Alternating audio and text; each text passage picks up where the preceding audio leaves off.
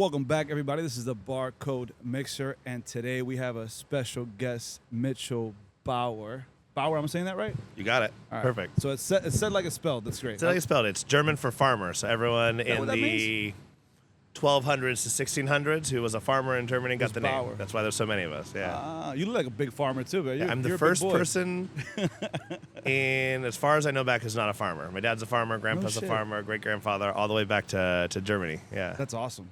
That's awesome. And how long you been in Miami? So I moved to Miami in December 2020. I was all set to move up to New York, and this small little thing called Something COVID happened. happened, yeah. Strange. So at the time, I didn't quite have the professional connections up in New York. Right. So I felt like I wanted to kind of pause and wait and see how things settled out. For sure. And then I had some friends living in Miami. They said, come hang down for a month or two, and here I am. It'll be 5 years. The end of the month, yeah. That's awesome. Where'd you move down from? So at the time, I was living up in Harrisburg, Pennsylvania. Harrisburg. I spent some time in Harrisburg.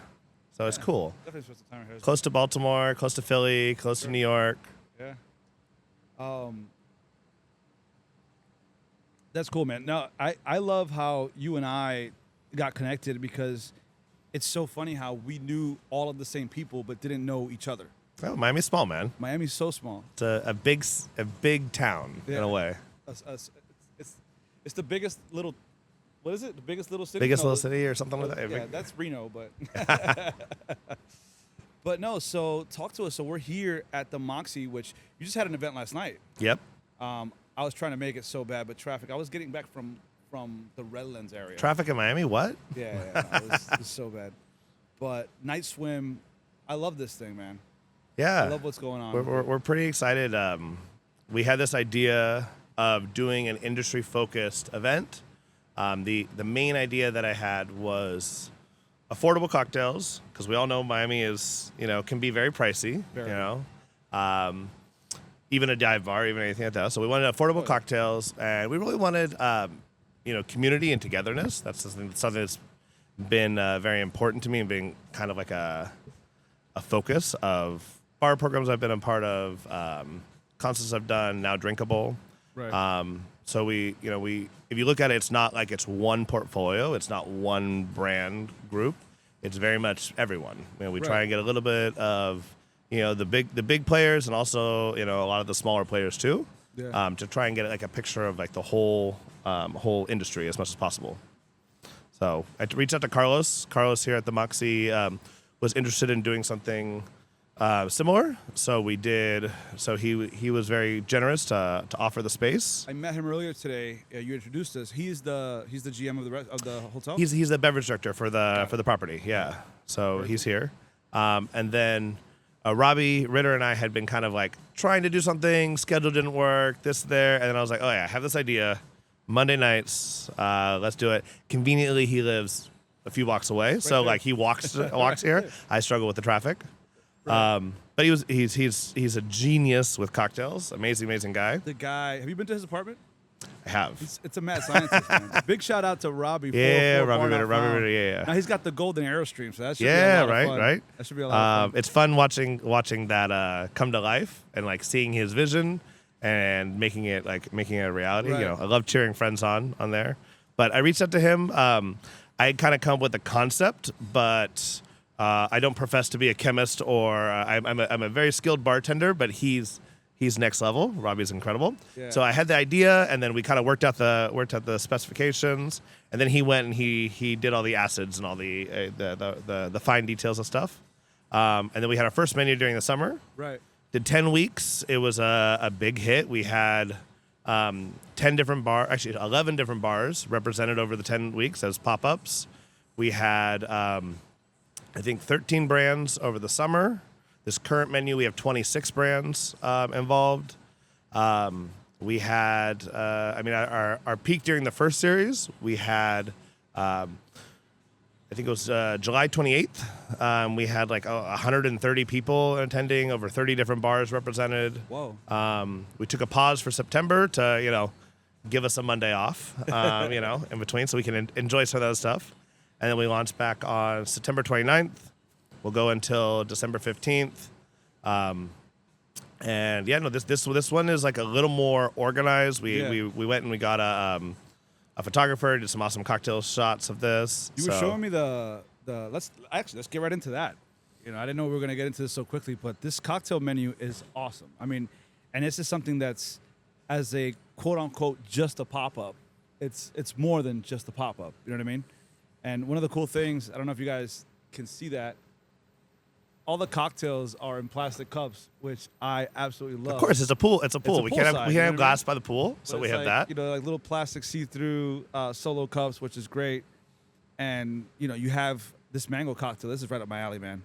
Glenlivet 12 Jamaican cast with mango and Giffard banana and Q tonic water. That's like super refreshing. Yeah. Super Well, refreshing. I mean, the idea that we had for this menu was really when you think of like fruit-forward cocktails, right? Yeah. You think of if I told you here's a watermelon cocktail, here's a strawberry cocktail. Typically, you're thinking of a sugar bomb. Sure. Now, obviously, there's very talented bars out there, plenty of people who do great stuff, but a lot of times you see that. We really wanted to express with this menu, try something different.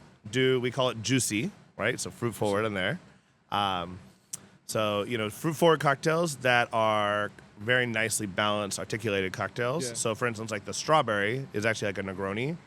Okay. We do strawberry infused select aperitivo in there, Mr. Black. Very nice. Yeah, no, it's solid. We have Chairman's rum in there. It's delicious. Chairman's rum. Good stuff.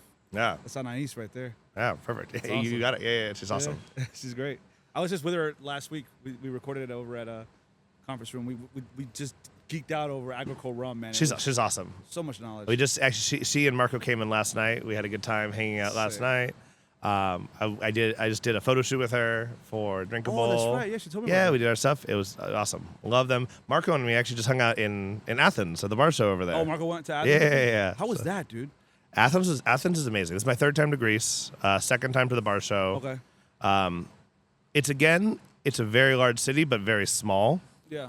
You go to New York, and it's just a little overwhelming. New York's amazing. I love it. But Right. you have too much. every neighborhood. There's so many amazing, incredible bars. Right. Athens is very small in like the more well-known, more bars that really strive to be part of the cocktail culture there. For sure. It was awesome. I mean, Clumsy's is great. Line is one of the best bars I've ever been into in my life. Clumsies, and I love Babo Rum. I always say Baba Rum is amazing. Baba Rum Thanos is is my genius. I love favorite him. bar in the world. Like, Yeah. if I had like one last bar to go to, like you could only go to one last bar. It's Baba Rum, man. When Derek and Marco were there, they had like one night between doing stuff, and it was like Yeah. they were leaving the next morning. I was like, "Hey, we got to go somewhere." We took them to Baba Rum, so we went there. We had a cocktail there. That's awesome. What did you this bar conference? What do they call it over there? So it's the Athens Bar Show. Is what they call it. Because I looked it up. I hadn't heard about it until you told me you were going. Because we were at La Trova for the Swizzle collab, Yep. and you told me you were going, and I started looking it up, and there's not a lot of information on. I mean, it seems like it's just a bunch of Yeah, bars that got together. It's in the similar line of like London Cocktail Week or Right. something. It definitely like brings more of a European crowd. Gotcha. But I mean, you know, it's awesome.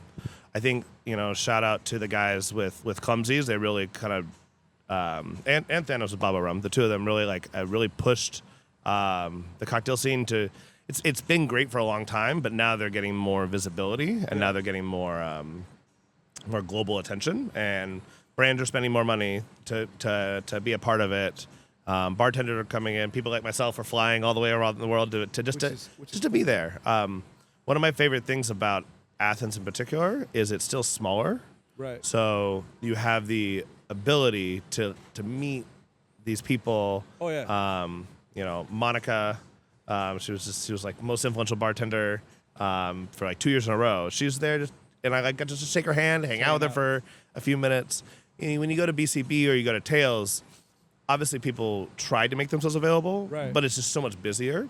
This is like a lot more chill. It's like smaller. So you feel like you're able to meet and really get to see people a little bit better. Now, I'm sure in 5 or 10 years they're going to blow up and be big too, but for now it's a really cool space that's a little more intimate, I think. Yeah, but it's really cool because like people like that, you get to see them quote unquote grow up, right? Like you see them when they first got their award, so then God knows where they're gonna be, you know. Like they could be the next like, Dale DeGroff, you know what I mean? And like you got to hang out with them when they were just trying to come up. Yep. which is awesome. Yeah, well, I mean, those guys are busy too. I mean, Yeah. they have clumsies, they have line, then they have, 6 other projects that are each working on individually and together with different people. Same thing with Bauer Rob, he's doing it there. The guys over Bauer Negra are doing that, Yeah. and everyone's pushing. But I mean, that's Miami. Look at Miami. Everyone's not everyone, but a lot of people are working 2 different jobs. They're doing this You and something decided else. to start this on your day off. Yeah, right. Most of us have Monday, Tuesday. I mean, shit. I'm talking like I didn't start a podcast on my days off. Right? Oh, well, listen, I got 8 hours to kill. Why not? Yeah, right. Yeah. But at the same time, though, if we don't move the industry forward, if we don't make things happen, right? Who will? And so I think that you're a very talented gentleman, and I think that it's great seeing what you do and how you involve with stuff. I have been in the industry 15 years. I have a passion for bringing people together. Yeah. Obviously, money makes the world go round. I got to pay my rent, do my things there, but I think there's a lot of ways to doing that. Yeah. With still bringing people together and still being authentic and Yeah. It's super funny too, because I feel like the things that people like us like to do aren't necessarily lucrative money-wise. They're just really cool and a lot of fun. Yeah. You know what I mean? And it's, I'll give you a perfect example. It's a roller coaster. It's a roller coaster. It's like, yay, oh, yay. Oh. But I was having a conversation with my wife the other day because I had the opportunity this weekend to go flying. I know somebody who has a plane and little plane, 2-seater, whatever. We went just from, Miami to Opelika. And I told my wife, I was like, man, I should get my helicopter license because it's something that I always wanted to do. And she was like, you're not kidding. What are you going to do spending money on I was like, oh, but you never know. Maybe I could do this. And she started Googling. She was like, why don't you, if you want to do something, get a pilot's license because then you could go commercial. They start making X amount. I think it's like 160 grand a year they start making. I'm like, oh, that's pretty good. And then she Googled how much a helicopter pilot makes. She was like, 55 grand. She was like, why don't you like anything that makes money? And I'm like, because it's so much cooler being in a helicopter. That helicopter's dope. It's so dope. You can just go straight up and out. I did realize that you can fly from JFK to Manhattan. I haven't done it yet, but you can fly from JFK to Manhattan. It's like $100 on a helicopter. On a Blaze, they have a Blaze. Yeah, they have. It's like so cool. It's like $100, give or take, and it's like 7 minutes. Yeah. Boom. They pack you in. I think it's like at least up to 6 people. I don't. It's a bigger. It's like one of those. I've seen them because they land in on 34th Street. Okay. The helipad there. Yeah. No, Blaze is actually pretty cool. It's like Uber for planes. Yeah, it's first world situations. Love it. Whoever had that idea was genius. So smart. So talk to me a little bit about Drinkable. How's that going for you? Drinkable's going great. A little bit about the brand. Shout out to Gabe Arrutia. He started it 10 years ago, 2015. Him, his good friend, Gio Gutierrez, we all know. Chat TV, shout out. He started it and, just from the bits of the glimmer of the history I get from talking to them, just started off as people doing something cool and just trying to, post some flyers, seeing what it does. At that point, it was 2015. So Instagram was really kind of starting to come up. Right. At that point, Sweet Liberty wasn't even open. No. I don't think. I think they opened 2016, 2017. Yeah, I think they opened. Yeah. Yeah. So there was definitely there's a lot happening, a lot up and coming. I think Julio Cabrera was still at the Regent Cocktail Club at that point. Could have been. Yeah. I think so. Maybe my dates are a little there. Or the National maybe because he was at the National Hotel for a minute too. So, but yeah, so it's been cool. So they started then. They kind of ran it and have been doing a lot of cool stuff with it. They kind of have a bunch of projects they're working on individually, and they kind of just it's the kind of thing that if you don't keep it going, eventually it falls out. So he reached out to me earlier this year, asked if I'd be interested in kind of carrying on the torch, doing that. So I was very humbled, very honored to have that opportunity.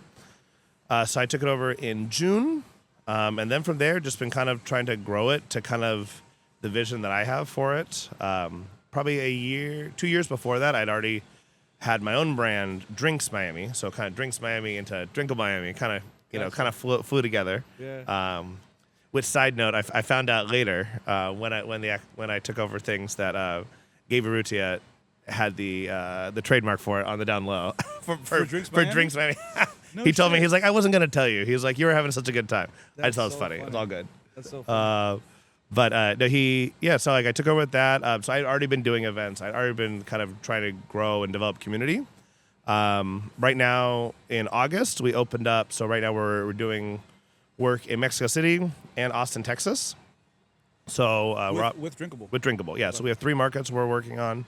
I have a brand ambassador, Dustin, in Austin, Texas, who works and does some events there. I have a team in Mexico City. Deanna is my brand ambassador down there. And as of now, it's just an Instagram page, right? It's just an Instagram page and in person. So we have events that are happening every month. Gotcha. In Miami, in Austin, and in Mexico City. So we just did a pop-up in Mexico City at Bar Basico down there. Awesome. It was great. We had a huge turnout. It was right when I was getting ready to leave for the Athens Bar Show, so I couldn't make it down to Mexico for that one, but the turnout was great. Yeah. Deanna crushed it. The team crushed it. Camila. Damn, I definitely got to talk to you off air because I have an idea that's kind of like ties into all this. You might already have it too. Secrets up and coming. Very Hey. secrets. Hey, we never know. Listen, we always try to grow and Right? move forward, Of course, right? of course. Like Barcode is starting out like this, but it could be so much more. Just like Drinkable, you're starting Yep. out with an Instagram page and events, and I mean, the way I'm thinking about how you're speaking right now. I'm thinking app. I'm thinking website. I'm thinking, you Yeah. know, maybe even a location where rolling Yeah. parties. You know. Who Yeah, knows? I mean, like my biggest thing with it is that the way I describe it when people ask about it is I think of it as like a living media Yeah, company. absolutely. So I don't Living want to media just company, be. that's I nice. don't want to be just an Instagram page, right? There's Right. a lot of people who provide great content online via Instagram, Right. And I don't feel like we necessarily need another just Instagram page Absolutely. out there, right? Because there's a lot of that, I agree and there's a with lot of that. people who do a great, fantastic job. What I hope to bring that's maybe a little different is both a combination of, having the in-person connection, so where you have events, you have activation. So we do night swim, Right. we do happy hours, we did things. We just did one Michael's Genuine last month. We had a good time there. Nice. So we're connecting with the community. We're having that in-person connection. Right. That's highlighting bars, bartenders, brands, and really just kind of focusing on bringing stuff together. It's in not a, just, in a in a bigger scale. you it's know? not just content for content's sake. Yeah. Right. I mean, content's great. Social media is awesome. But I feel like Obviously. there's people. Yeah, Yeah. But I feel like there's people for that, right? I don't know if you feel the same way I do, but man, every time I gotta put a video of me talking, whatever, I just feel so stupid. But then I look at guys like Gio and other people that are in the biz that do it, and I'm like, man, how do they look that good doing it? I feel like I look like an idiot. Gio always looks amazing. I Let's be mean, real. Gio that's always. just- Gio's classy. He wakes up like that. Right? But yeah, I don't know if you feel that way as well whenever you gotta like post a picture, Yeah, I mean, get in like, your head about it. so something I've learned, and this goes true with a lot of life, not Yeah. just this, but is find people who are better at the areas that you're not in and partner Absolutely. with them. Yeah. So, for instance, like a lot of my design, I work with an amazing designer, Sophia, out of Mexico City. I was doing stuff by myself, Canva, everything, and it was taking me hours and hours. Now she's amazing. She's great, fantastic. Same thing with bartending, right? Aligning yourself with people who are a little bit smarter, a little more experienced, have been around the block a little For bit. And then also on our side of stuff, also keeping the train going and Right. keep it going, and people who are newer and Yeah. passing on the information. I kind of doing dig it, that. man. I'm the old guy now at the bar, right? Like the other two guys there are younger than me. But you know what the funny thing is? One of the guys, Lou, because he was a chef before, he approaches the bar with a totally different mindset. And as new of a bartender as he is, the kid's brilliant. Just because he's like, oh yeah, I'm gonna do this. I mean, he's already in the era where he's making like foams and tinctures, and we finally got an ISI behind the bar because of Yeah. him, because he's the one that wanted to do it.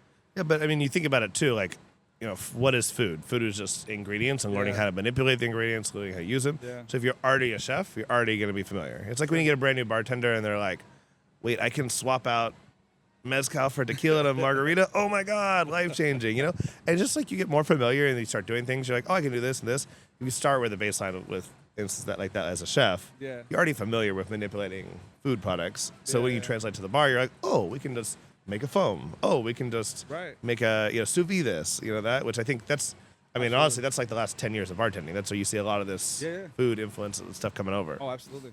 But Like banana oleo sacrum is like one of my favorite. Oh my god, it's such a bitch milk to make. punches, like milk Yes. punches, which I mean is an OG cocktail thing. Shout out Ben Like, Franklin. Yeah, right. Yeah, but I mean, like you see everyone like now everyone has a punch on their menu in some yeah. form. Like it's everywhere, Yeah. But no, but we're really excited, man.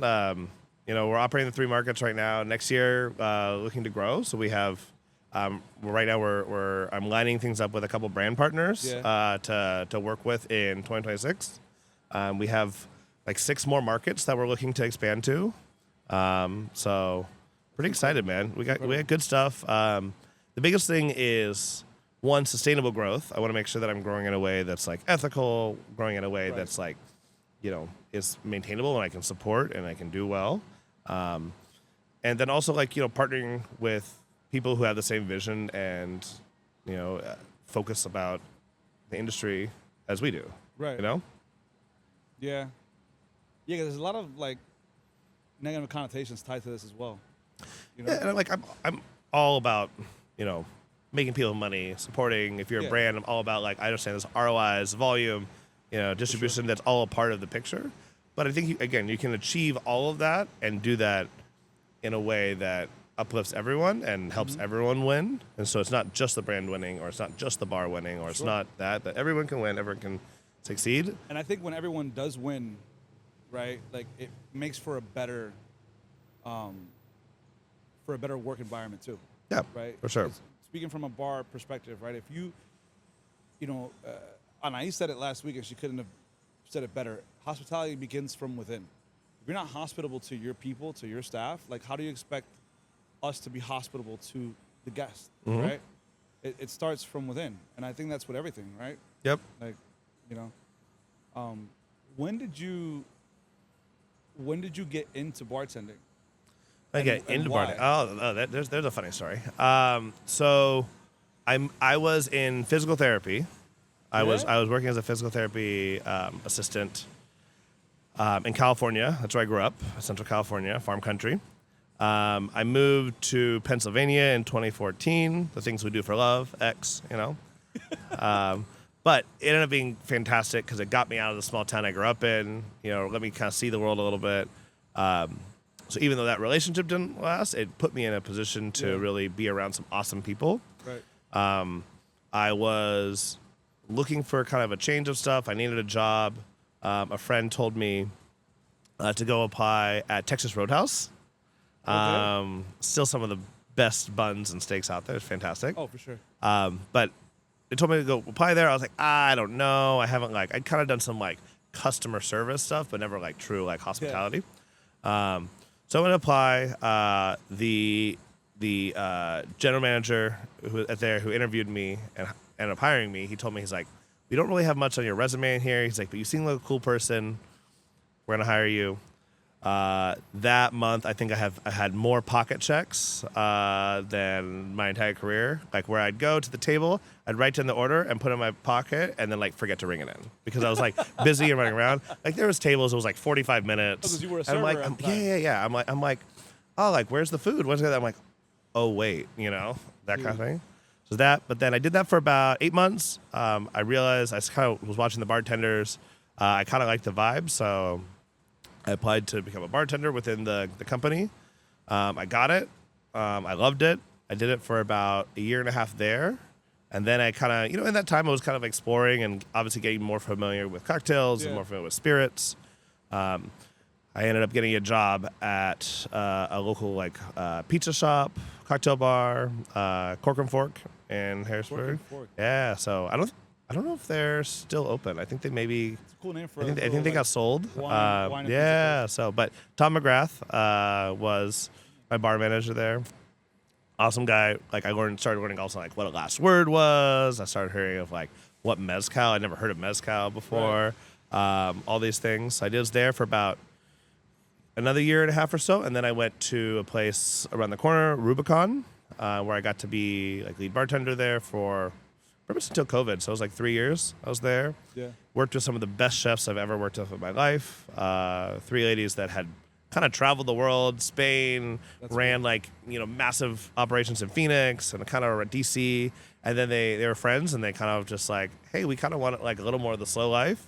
So they went there and like the food and the quality of stuff like is like DC, New York level, but it's in this small town of Harrisburg. It's incredible. Dude, I love when that happens. Yeah. Like when you get those like really good restaurants. Like Vermont has a lot of that. Mm-hmm. Like those little small towns in Vermont, and all of a sudden there's a place there that could be like a 3-star Michelin, and they're like, we're just doing farm to table and have river trout on the menu, and it's like it's incredible. Right? And everybody there is like wearing jeans and like button down shirts. Yeah, and just chill, casual. Relax, picnic table shirts and.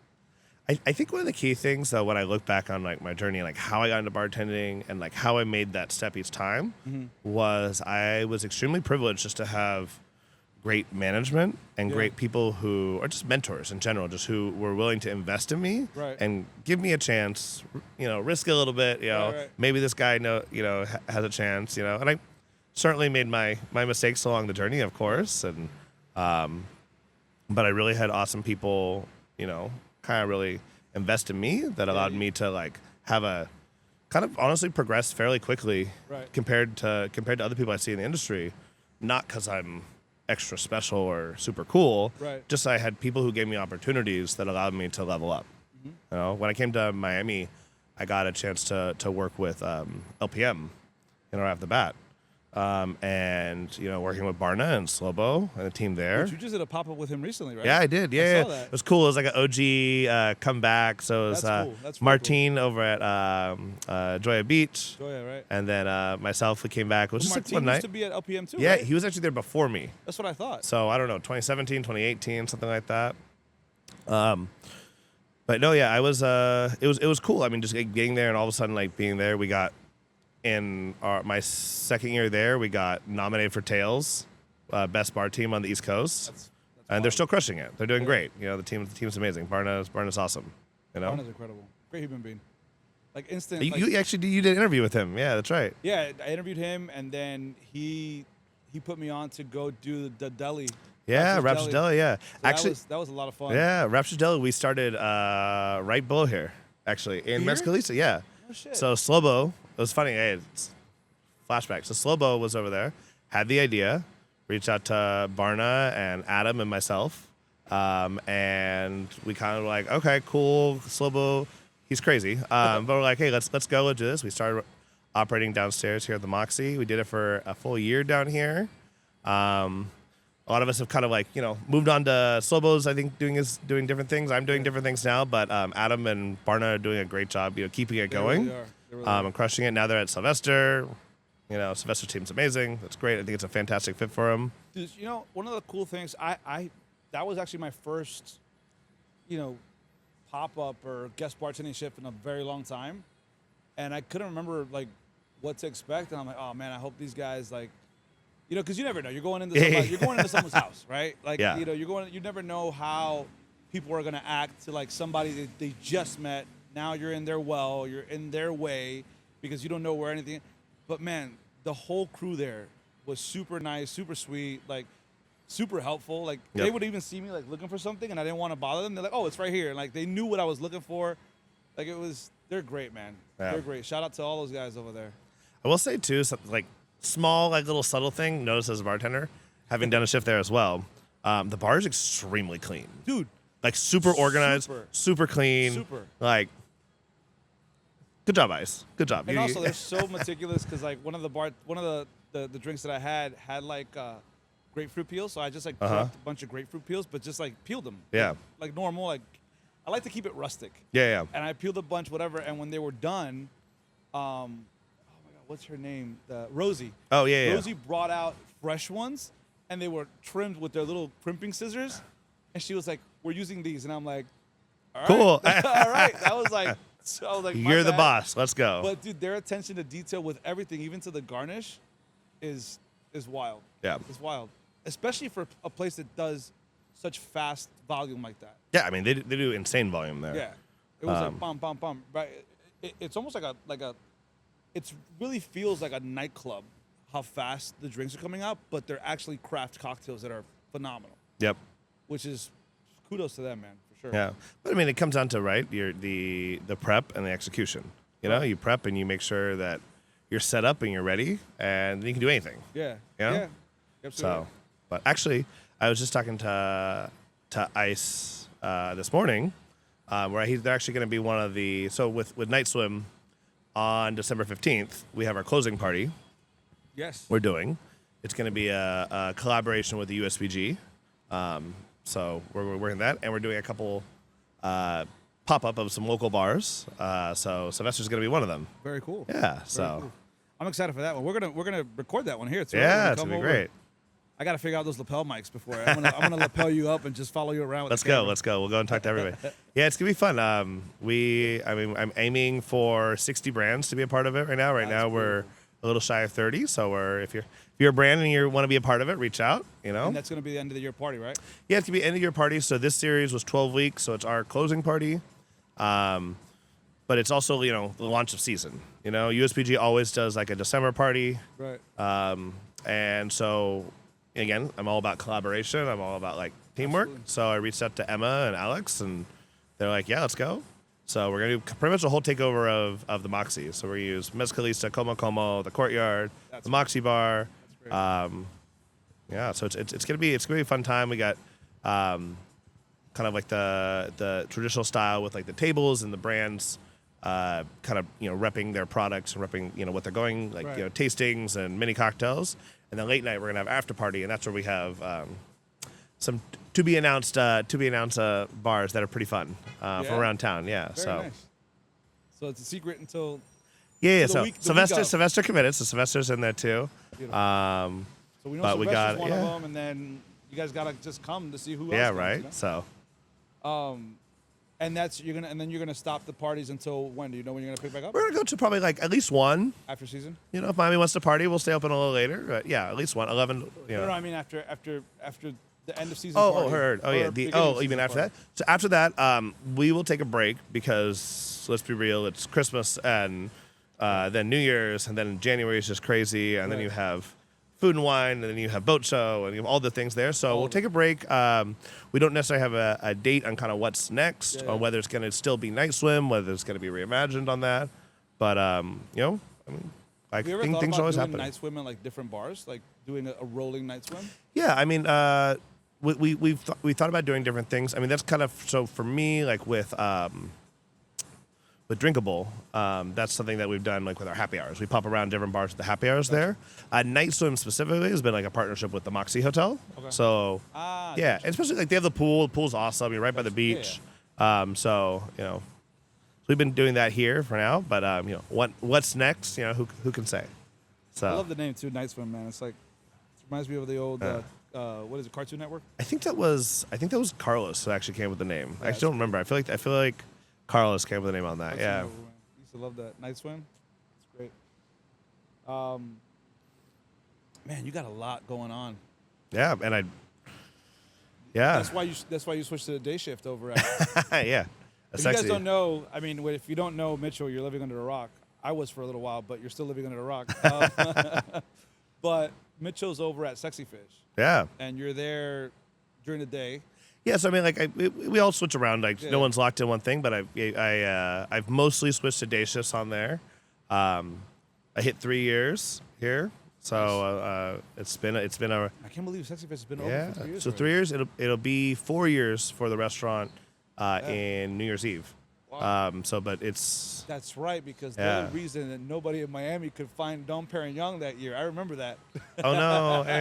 If I told you the amount of empty Dom Perignon bottles I have in my house, like Dude, we were freaking out because I was over at Surfside at the surf club, and we had to order because the champagne bar bought a bunch of it, but everything else was, you guys took all of it. so we have the largest collection of Dom Perignon in the All of world. it. Yeah. There's a few private individual like billionaire collectors, but in terms of restaurants, Yeah. we have the largest collection in the world. That's wild. So it's pretty fun. Like it's a cool thing to be a part of and like have like a wine program and like a champagne program. I mean, obviously the cocktail program is incredible. Yeah. But it's cool to have like that component there. Julian really invested a lot. He was with the brand for 10 years and really helped this location really kind of launch and become the terms of the wine program it is. We just got two glass award for Wine Spectator. That's great. It was awesome. That's really good. Yeah. That's awesome. So. And they're a British brand, right? They're from England originally? Yeah, so the original Sexy Fish is in London. Okay. We just celebrated 10 years. That's our current cocktail menu we have. Highlights back on all the menus that we've had done. That's cool. And so we do like kind of fan favorites, and we kind of reimagine them. So obviously the way we are making cocktails and the way we were making things back in 2015, like we didn't necessarily maybe have a rotovap, or maybe the ideas of like how we were doing punches and stuff was different then. So now we're using stuff for the education and the tools we have now, but reimagining the cocktails. So we have a whole collection of the cocktails there through that. It's pretty fun. It's really awesome. That's really cool. So it's been a great time to be a part of the program there. Yeah. This is my 4th menu with them that I've worked with. So the team has been great. Xavier and Jerome out of London are the masterminds behind that concept and the program. And the only one they have outside of London is here in Miami? No, so London's the original one. Uh-huh. Miami's the second one. Uh-huh. Then we opened up Manchester in the UK. And then recently we opened up Dubai actually a year ago, November last year. Did you get to go to Dubai or no? Not yet. So That'd be cool. yeah, so always wanted to go to Dubai Dubai. just seems like Vegas. It does, but like to the extreme, right? Yeah, I feel like I don't have the credit card I need to go to Dubai, but you know. Yeah. Yeah. So yeah, it feels shout like out that. brands who wants to sponsor. Hey. There you go. That's the only way we'll be able to go to Dubai. Where's that brand money? Barcode mixer in Dubai. What? What? That'd be Let's do it. great, Way. dude. I can totally pull off. Right? I don't know what it's called. It's not a turban. It's the one that hangs down. Oh, I have no idea. I have no idea, but I want to wear one of those for sure. I mean, it's hot enough. You have to. You have to. You have to. Yeah. I feel like I can pull it off. Yeah, but I mean, man. Sexy Fish, 3 years, drinkable. And then I run the national operations for Axia Masiha. So right now we have New York and we have Florida. We're getting ready to look at opening some more states next year, so we're in discussions with that. For those of you guys that don't know what Mastiha is, I'll let you describe it. Yeah, so Mastiha is the oldest spirit that we know of in the world. It is obviously like wine has been around thousands of years too. Right. So Mastiha, it's a tree. It's a tree from the island of Ios, just off the coast of Turkey, one of the Greek islands. And basically they realized that thousands of years ago that there was a antibacterial effect of that. So it was like an anti-venom is what they use it for. Huh. So if you got snake bite, they would use it for that. Right. So at the time they're like, this is magical, there. So they use that. So that actually logo actually has an S weaving through the A because of that. So it's awesome. Yeah, so it's cool in there. And then, fast forward, they, humans being humans, they're like, let's make alcohol, Right. And so then, traditionally it was a very low ABV, high sugar because of, you had to make it fermentation. Right. With that. So traditionally it was kind of, if you think of like Sambuca or like a liqueur, something that like your grandfather would drink. Orzo, it's in that realm. Yeah, but like something kind of like that's like again, low alcohol, high sugar content. That's traditionally what it was. Right. Axia, when they launched, they really wanted to kind of take the traditional flavors and traditional aspects and bring it into the current cocktail world. Right. The current markets. So we actually are the only foolproof Mastiha available in the U.S. And we dropped the sugar to 0.5, which is the same standard for a London dry gin. So if you look at like your any of your major London dry gin brands, it's going to be the same sugar content on that. It makes it you can use as a modifier. You can use as a standalone. Has a really unique herbal flavor to it because of the tree resin they use when we make it. Yeah, so it's cool. We have a cocktail on the nice one menu there because of that. So that's awesome. No, I really enjoyed it because like I remember, when I went to Greece, you always think ouzo. That's what all the restaurants here sell. But over there, no one drinks that. They do, but yeah. They So more ouzo is really unique because ouzo is actually before ouzo you had Sapporo, and basically it was kind of like a moonshine Right. kind of. It's very rough. Right. Some people enjoy it. It's not quite my cup of It's an tea. acquired taste. Yeah, It's like Grappa or something. Ouzo, like what they realized is they were like, oh well, we can put anise into this, Right. and we can flavor it. Which I mean, you look at all like these French liqueurs with anise, Yeah, like you Pernod know, Ricard, Pernod, yeah. and you know, even like chartreuse has like anise aspects. Sure. So basically, they're anise was the new thing, 200 years ago, and so you Right. started seeing these kind of things. That's kind of Ouzo came around. After Ouzo, you had Metaxa was like the first like brand that was like I love Metaxa. yeah was like the first like brand from Greece, and they really worked hard to kind of get a. Yeah. Like we want this to be like from the homeland. This is us, and it like those like the branding. So same as you look at like some of those old like Campari or Martini Right. Rossi kind of like imaging. They just like got marketing, so they did that there. But Macia's kind of been in the background forever, Right. and kind of going in there. But yeah, it's a cool flavor, very herbal. I love it. One of my favorite is like either a margarita or like a mojito with it. It's a white spirit, so you can use it kind of Yeah. any way that you would a vodka, gin, tequila. For sure. And I mean, yours has 0 sugar, but some of them are very like syrupy, and so you could almost use it as a sweetener and add. So to it. pretty much all of them, except for Exia. So pretty much all of them have a high sugar content. There's some other brands that are very well made. They're great, but they're liqueurs. Right. So we're going to be classified as a spirit because again we're a higher ABV and then that low sugar. That's So I mean it's cool. So yeah, you can use it as like a quarter ounce, half ounce in a cocktail. It's kind of like you're taking something that's been around forever and like kind of making it your own thing in a way. For sure, right? And obviously, like everybody now, everyone's like, oh yeah, the skinny margarita, world. Everybody wants no sugar to that, Right. even though all alcohol has sugar. Thank you. And everything, Thank So you're kind of doing the same thing. Whatever. I it's really- all good. I If it really makes you have feel to better, hold- makes you man. makes you sleep better at night. Yeah. Cool, right? I really have to hold the eye roll whenever someone does that. I'm like, all right, sure, I got you. But yeah, no, it's just cool. So it kind of allows you to have the flavor without the sugar. For sure. That's cool. Awesome, dude.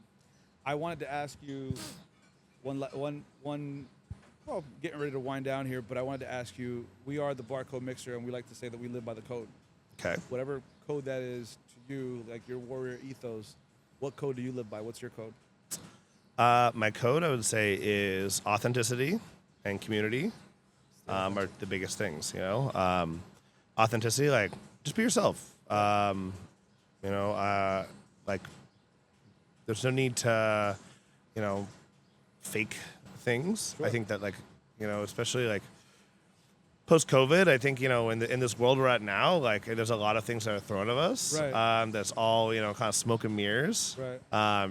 Social media, everything out there, right? I think just like be yourself, be authentic. If you're a brand, be that. I know if you want to be a volume spot, be a volume spot. If you want to be a bartender, be a great bartender. If you want to be a cocktail spot, be a great cocktail spot. Just be authentic and figure out where your heart is, and be the best in that you can. And then community. I think that none of us get through this life together, and we always like the sunny, beautiful moments. But there's also some junk that life throws at us. There's a lot of dark stuff. There's a lot of dark stuff that happens in lot of life, dark and stuff. sad things and things. And if you don't have community to support you around that. Yeah. Everybody's willing to go to 11 and get a bottle service with you. Everybody's willing to go have a beach day with you, Right. get on the boat. But who's calling you when gonna you haven't be seen there them and bring you some a burger, some some soup, whatever when you're sick. When you go through a breakup or you have a loss in your life, who's gonna call you and show up? And I think that level of community is really like essential in life. Yeah. Yeah, man. I think finding your tribe is very important. 100%. Like that's one of the things I always like, find your tribe. To find like-minded individuals, that it's even funny because sometimes strangers can be that. Like there's a guy at the gym that he says hi to me all the time. I don't even know the guy's name. No. And he hadn't seen me in a while because I was sick, and then I was sick, and then I went on vacation, whatever. And I come back, and he was like, "Oh man, I was worried about you." Like, dude, I don't even know this guy's name. You know what I mean? But it's Right. It's that like, yeah, I was just thinking about you because I hadn't seen you. And it's like, dude, that's one of those things where it's like you either have that in you or you don't, right? Like Yeah. you said, your boys are always around when you're going to 11 and you're popping bottles and having a great time. But Yeah, for sure. Who's You have a picking up boat the phone? day. Oh, everybody shows up for that boat Boat day. day. Everybody's here for that boat day. Yeah, but like, real when when you're going through slow season, you're not making the money, or you go through a breakup, or For sure, man. there ain't a million things that can happen. Like you got to have that support, and you got the people who are going to be there regardless of the highs and lows. Yeah, that's awesome. Well, there you have it, guys. This is Mitchell. Anything else you wanna say before anything else? We talked about everything, really. I feel.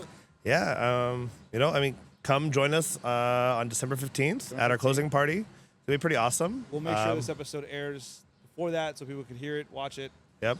And then Barco will be in the house that day. Let's do it. Trying to figure out how to do our first live shoot. This is gonna be a lot of fun. Ooh. Why not? There we go. There we go. Trial by Right. fire.